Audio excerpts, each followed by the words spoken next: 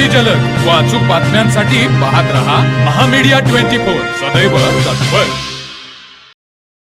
वाठार तालुका हातकणंगले येथे रविवारी मध्यरात्री अज्ञात चोरट्यांनी बंद घराला लक्ष्य करत सुमारे 20 ते 22 लाख रुपयांचा ऐवज लंपास केल्याची धक्कादायक घटना उघडकीस आली आहे। या घरफोडीमुळे परिसरात भीतीचे वातावरण निर्माण झाले असून नागरिकांमध्ये चिंतेचे वातावरण पसरले आहे।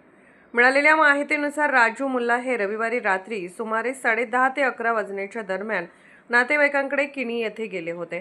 त्यांच्या अनुपस्थितीचा फायदा घेत अज्ञात चोरट्यांनी घराचे कुलूप तोडून आत प्रवेश केला। घरातील कपाटांची उचकापाचक करून सोन्याचे दागिने, चांदीचे दागिने आणि रोख रक्कम असा मोठा ऐवज चोरून नेला।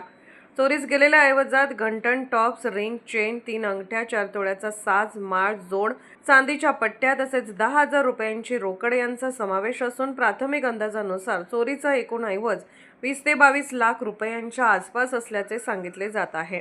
सोमवारी पहाटे घरी परतल्यानंतर घराचा दरवाजा तुटलेला आणि कपाटे उघडी असल्याचे पाहून राजू मुल्ला यांच्या निदर्शनास चोरीचा प्रकार आला। त्यांनी तात्काळ पोलिसांना माहिती दिली। घटनेची माहिती मिळताच पोलीस निरीक्षक गोरख चौधरी यांनी सहकाऱ्यांसह घटनास्थळी धाव घेत पाहणी केली। त्यांनी घटनास्थळाची सखोल तपासणी करून तपास पथकाला आवश्यक सूचना दिल्या असून चोरट्यांचा लवकरात लवकर शोध घेण्याचे आदेश दिले आहेत।